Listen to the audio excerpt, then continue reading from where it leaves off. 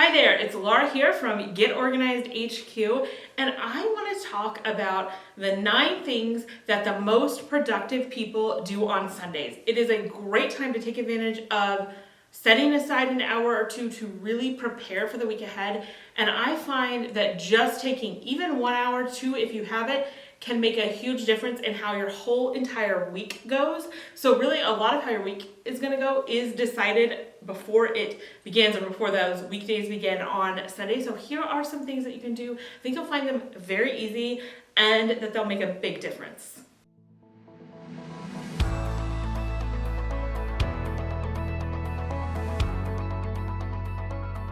So I would suggest doing things in basically this order, although you can do any order you'd like, but I like this order because it kind of makes the most logical sense and makes things easier. So number 1 is to throw out last week's leftovers, anything that has gone bad. Make sure you're doing this every Sunday. I just hate waking up on Monday and opening the fridge and being like, is this still good? Can I eat this? When did I make this? So we want to start with a clean slate, and that should only ideally take you 2 or 3 minutes, especially if you're doing it every single week. So you're not going to have something that's been in there for a month and looks like a science experiment.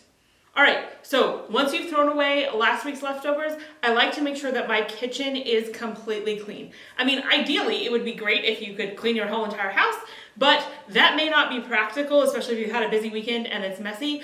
But at the very least, I like to make sure that my kitchen is clean, so I'm starting with a fresh, clean slate on Monday morning. There's nothing worse than waking up, all these good intentions. I want to cook a healthy breakfast, I have to take all my vitamins and supplements, and I walk into the kitchen and it's a mess. So make sure that all of your dishes are washed, run the dishwasher, wipe down the countertops, wipe down any obvious smudges or fingerprints. I mean, that literally takes like a minute, but it makes such a difference. And make sure that any general clutter from the surface of your kitchen is gone. For me, our kitchen island, people just kind of toss stuff up there. If you don't know where to put it, you toss it up there. So I go ahead and do a reset of that area.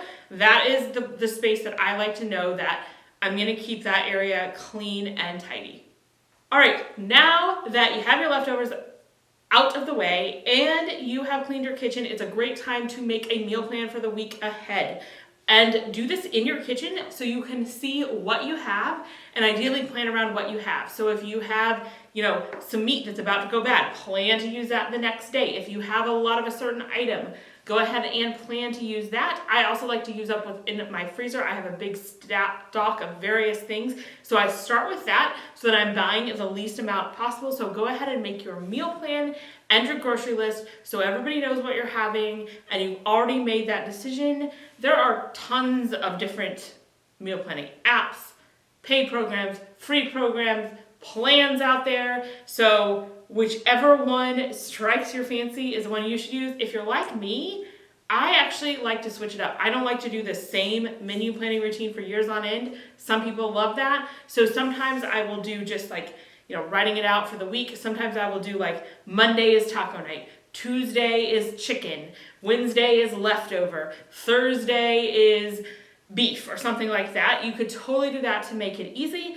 And my one tip for meal planning, this is about the only thing that I think kind of holds true over all the different ways of meal planning, is have a go-to meals list for yourself. So if you can't think of anything else, usually each family has a few top favorites. Make a list of that to make it easy for yourself, because I don't want you to be sitting there for an hour to plan your meals. Ask me how I know. I've been there pouring through everything, trying to make the ideal meal plan. Make this simple and easy so you've got your meal plan and your shopping list ready.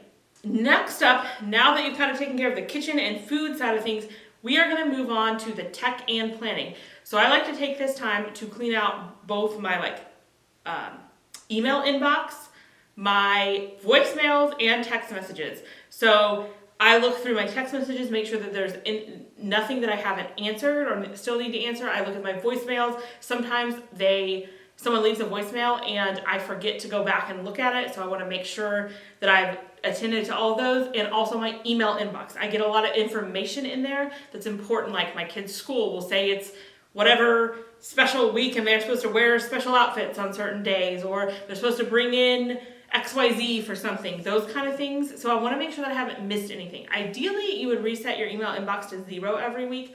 But if you haven't already reset it, that's going to be overwhelming. Or if you just get a lot of emails, So make sure that you have gone through and identified the ones that needs action so that nothing slips through the cracks.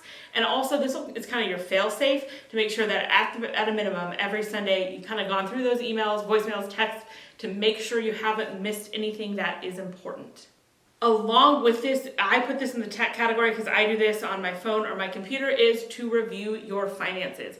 And for me, that means keeping my budget up to date. I use an app called YNAB. If anybody wants to hear a whole video on that, let me know in the comments below. I'm considering creating one on that. That's what I like to do. So every transaction that I make, I usually use a credit or a debit card, will show up in there, and I make sure that at a minimum by Sunday, they're all categorized, because what I don't want to do is have 3-4 weeks of them build up and then there's like 250. I mean, you would be surprised at how often I can swipe that debit card. It really is crazy. And by the time we get all the automatic payments, every time I go through a drive-through, every time I go to the store, it just really adds up. Everything I order online, and it's really overwhelming if you go too long and you have to categorize a lot. So I like to review it every Sunday, and we want to make sure that we're looking at it, because if you create a plan, a spending plan, a budget, whatever you want to call it, and then you never look at it, it's obviously not going to do you too much good. So I set aside a little bit of time, and really and truly it takes me 5 to 10 minutes. Next, kind of still along the desk theme, is to plan your week, and this would include setting any goals for the week. So make sure that you start with any actual appointment. So look at whatever your calendar is and make sure you know this is when I need to be somewhere. And in our 3-bucket system, that is bucket 2. So if you have our Get Organized HQ planner, that's where you'll be filling out bucket 2 for the week, any appointments that you need to be at. Now that you have that established, then you can go on to anything else that you hope to get done for the week. Sometimes I put in my bucket 3 wish list section. And by the way, if you want to know all about this bucket system, I'll link to a video below that explains it. Love this system for planning your days. But in that wish list, if there's a couple things that are like a goal that I really want to get done, I'll go ahead and put a star by those, meaning I want to really focus on this week. And I feel like a week is a good chunk of time to just say I want to focus. Some weeks I want to focus more on like home cleaning, tidying. Some weeks I want to focus more on work. This is a week where I want to take some of my extra time and get a little bit ahead in that. Sometimes it's relaxation. I think we don't build that in enough. And so every once in a while I realize I just sense that I need a week where I am not trying to cram everything into the margins of like, I need to get ahead on this or that. And I literally am like, my free time is free. I try not to do anything. For example, when I take my son to gymnastics, I have 2 hours there that I can either sit in the car or at the table there while I'm half watching him and half working on my computer. On rest weeks, I don't do that. I give my mind a rest. I'm not multitasking. I'm just resting. So if you need to do that, that is absolutely a valid thing. And I like to write that in my planner so I can feel a sense of accomplishment. Like the fact that I went and actually watched him practice and didn't, try to get other things done, that is an accomplishment. That's what I needed. So you can build that in, but it's helpful to just be a little bit intentional and kind of set those goals for the week. Next up, this really goes with planning for the week, but make sure you either have a family meeting or in some way get your family on board so that everybody knows what's going on. Some people have a place in their home, like hanging up on the wall where you write down your appointments. We use a OneThrive system that looks really nice that we can write down what's going on that week and make sure that everyone knows, like, does somebody need a ride? Does somebody need to take something to school? Which parent is responsible for making sure that happens? Or maybe the child is old enough that you want to make sure they are responsible for that, but make that very clear. You're responsible for remembering to bring this to school on Thursday or whatever that is. So you want to make sure you put some thought into making that clear and making sure that everyone's schedule is coordinated so that there are no surprises during the week. Number 8, and this one I would say is one of the more optional ones on this list, but I really like to do this, and that is to plan outfits for the week.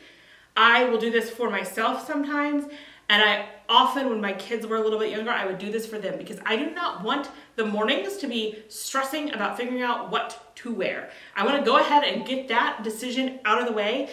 For my children, I have this days of the week sorter. It hangs on like a regular closet rod and just kind of hangs down and has a section for every day of the week so I can go ahead and fill in their outfit for every day of the week, complete with socks and everything. So they don't have to ask me in the morning when everyone's trying to get ready what they should wear. They don't have to worry about it. They just go select out of what is there. And even if your child wants input into what they wear, that's fine. Have them help you with that, but it's ideal to get that out of the way. And even for myself, you know, what to wear can be stressful. And so once I have a plan for the week, I know what I'm doing that day and what's most appropriate to wear, so I can go ahead and plan out those outfits for myself, taking that decision off my plate. And I feel like when I do it a week at a time, it doesn't take nearly as much energy as doing it each day by day. All right, the last on this list is very important, but I know it's what a lot of us want to skip, and that is relaxing and recharging. It is very good to have, like, in between, you know, on the weekend, in between week by week that's really busy, is to have that extra time that you can just relax and recharge for the week ahead. So it shouldn't all be crammed full of just trying to get things done. And there are a lot of different ways that you could do this. One is if I can spend any time outside. I like to do that, just get some fresh air. If we can spend extra family time. I also think this is a great time to either the whole day or part of the day to consider going tech-free, because we constantly have, you know, technology notifications and we're often kind of glued to our phones. And so this is a good day to say we're gonna go minimal on tech for this day. And another one that I really like to do on Sundays is to go to bed early. So for us, we get back from church probably like 6:30ish, and so we can just eat dinner, clean up from dinner, and then by that time we're getting closer to bedtime. And so kind of all of us naturally go to bed a little bit earlier, and this just sets everyone up for a successful week. You're gonna start more rested, but whatever that is for you, if you can take a few minutes to relax and recharge, I think that will go a long way in setting you up for a successful week. All right, so I've told you how you can set yourself up for success on Sundays. If you want a system for planning your days that is really simple and highly effective, I recommend that you use my 3-bucket system. It totally works with the planners that we sell. I'll put a link to those if they're still available, but it also works if you just have a pencil and paper, so don't think you need any special tools. I'll leave the link down below so you can go watch that video next.